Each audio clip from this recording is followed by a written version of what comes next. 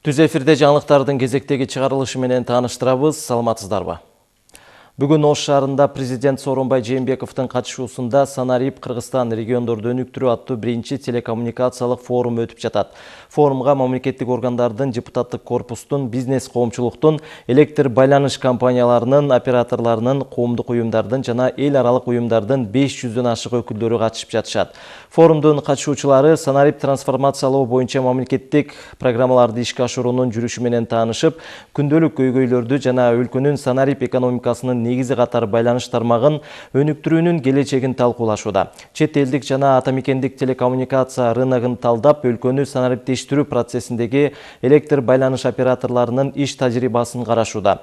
2019 жыл региондорду өнүктүрүү жана өлкөнү санариптештирүү жылы деп жарыяланган. Биз башка мамлекеттерден артта калбай, заманбап коомду куруп, глобалдуу санарип экономикасында өз ордубузду табышыбыз керек, деди президент Сооронбай Жээнбеков өз сөзүндө. Санариптештирүү боюнча өлкөбүздү биздин региондогу алдыңкы орунга алып чыгуу максаттарын койдук. Эң татаал көп түшүктүү убакытты талап кылган мына ушул көйгөй азыркы мезгилде. Мындай тарыхый мүмкүнчүлүк бизге бир келет. Бул максатка жетпесек, санарип дүйнөсү биз үчүн жабык бойдон калат. Жакынкы келечекте Кыргызстандын санарип экономикасын өктүрүү төмөнкү 3 приоритеттүү багытта жүргүзүлөт. Биринчи, бизнес процесстерди өндүрүш байланыштарын санариптик трансформациялоо. Финанс жана банк секторуна инновацияларды киргизүү. Компетенттүү адистер менен камсыз кылуу. Атамекендик компаниялардын натыйжалуулугун арттыруу, атааңдаштыкка жөндөмдүүлүгүн көтөрүү. Экономиканын артыкчылыктуу тармактарында санариптик инфраструктураны жана санариптик платформаларды өнүктүрүү. Экинчи, өнөктөш өлкөлөрдүн санарип экономиканы өнүктүрүү боюнча стратегияларын пайдалануу. Евразиялык экономика биримдиктин 2025 санарип күн тартибин колдонуу. Бир алкак, бир жол программасы аркылуу санарип жибек жолун кайра жандандыруу. Мен жарандык сектордун ой пикирине чоң сый урмат менен мамиле кылам, бирок шашылыш жыйынтык чыгарбоого чакырам. Ушундай пикирин президент Сооронбай Жээнбеков Ош шаарында өтүп жаткан Санарип Кыргызстан региондорду өнүктүрүү биринчи телекоммуникациялык форумунда биметрикалык паспортторду сатып алуу тендеринин айланасындагы абал боюнча билдирди. Мамлекет башчысы баса белгилегендей, санариптештирүү анын президенттик ишинин артыкчылыктуу багыты болгон жана болуп кала берет. Ошондуктан мен бул чөйрөдөгү бардык маселеге көңүл бурам. Жакында эле мамлекеттик каттоо кызматы тармагындагы тендерге байланыштуу жооптуу кызматкерлер кармалды. Бул коомдо резонанс жаратты. Мен коомчулуктун ой пикирине чоң сый урмат менен мамиле кылам. Биздин жарандык коом абдан күчтүү, жарандарыбыз мамлекеттик маселелерге кайдыгер мамиле кылбагандыгы жакшы көрүнүш. Бирок тендердин айланасында көп талаш тартыштар жүрүп жатат. Ошондуктан шашылыш жыйынтык чыгарбоого чакырам. Бардыгы мыйзамдын алкагында болушу керек. Мыйзамдуулук баарына бирдей. Эгерде мыйзам бузулса, анда ким болсо да жоопкерчилик тартышсын деп баса белгиледи Сооронбай Жээнбеков. Ал баса белгилегендей, укук коргоо органдары да мыйзамды катуу кармашы керек. Сооронбай Жээнбеков эске салгандай, ал премьер-министр болуп иштеп турганда Кара-Балта жолун куруу боюнча тендердин тегерегинде да ызы чуу чыккан. Эми азыр паспорт тендери да ызы чуу жаратты. Эл аралык коомчулуктун көңүлүн бурду. Премьер-министр Мухаммедкалый Абылгазиев Кыргызстандагы Юр-Азия ЖЧКсынын ишмердүүлүгү боюнча кеңешме өткөрдү жана Ысык көл облусунун Тоң районунун жана Нарын облусунун Кочкор районунун аймагында жайгашкан Кызыл Омпол уран кенинин ишин экологиялык экспертиза аяктаганга чейин токтотуп турууну тапшырды. Кеңешменин жүрүшүндө белгиленгендей, 2018 жылдын 31 декабрында ведомстволор аралык жумушчу топ түзүлүп, анын мүчөлөрү тарабынан калк өкүлдөрү жана жергиликтүү кеңештин депутаттары менен жолугушууларды өткөрүү максатында бир нече жолу сапарлар уюштурулган. Ошондой эле лицензиялык аянттын жана кендин айланасынын табигый радиациялык фонун радиометриялык өлчөө жүргүзүлгөн. Иштин жыйынтыгы боюнча Таш-Булак Кызыл Омпол лицензиялуу аянтынын кени боюнча аралык отчет даярдалган. Бирок уран аянтын өздөштүрүү боюнча маселелерди терең жана ар тараптуу изилдөө максатында 2019 жылдын 18 апрелинде премьер-министрдин чечими менен бардык компетенттүү мамлекеттик органдарды тартуу менен кеңейтилген курамдагы ведомстволор аралык комиссия түзүлгөн. Мен сиздерге тапшырма берем, ушул өкмөттүк комиссиянын ишин тездетип, абдан тыкап, изилдеп чыгып, ошондон кийин гана биз чечим чыгарышыбыз керек.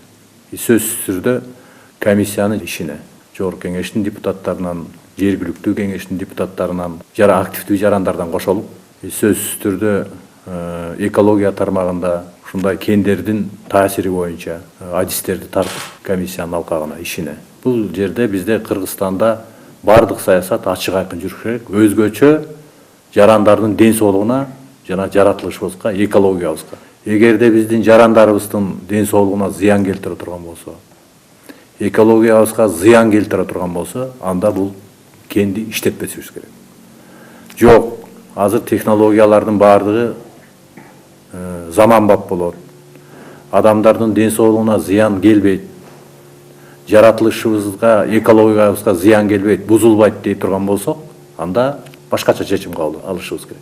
Азырдагы ушул комиссиянын ишинин жыйынтыгы. Биринчи вице-премьер-министр Кубатбек Боронов Бишкек эркин экономикалык аймагындагы тандем ЖЧКсынын биметалдык алюминий радиаторларды чыгаруучу заводунун курулушунун жүрүшү менен таанышты. Ишкананын директору ишке ашырылып жаткан долбоорлор, иштин жүрүшү жана жалпы технологиялык процесс тууралуу маалымат берди. Анын айтымында курулуп жаткан ишкана 60 000 чарчы метр аянтты ээлейт. Анда биметалдык алюминий радиаторларды чыгаруучу завод жана кошумча имараттар жайгаштырылат. Учурда куюучу, эритүүчү, механикалык жана боёочу цехтердин, ошондой эле административдик имараттын курулуштары аяктаган жана техникалык ишке берүү жүргүзүлгөн.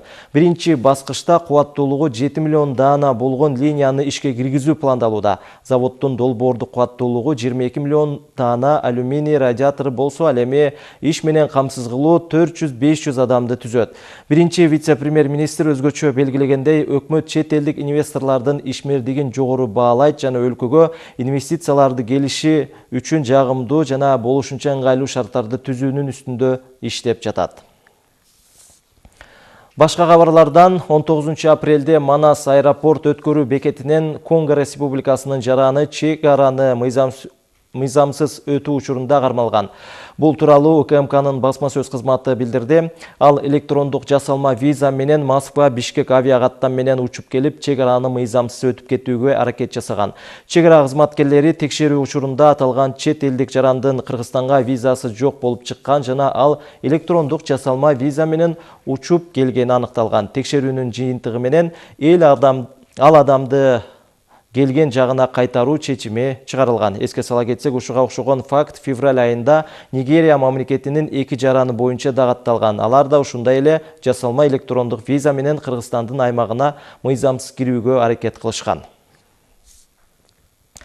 Экономикалык кылмыштарга каршы күрөшүү мамлекеттик кызматы тарабынан Талас облусундагы Чоң Капка текшерүү өткөрүү бекетинен күмөндүү Скания жана МАН үлгүсүндөгү унаалар токтотулган.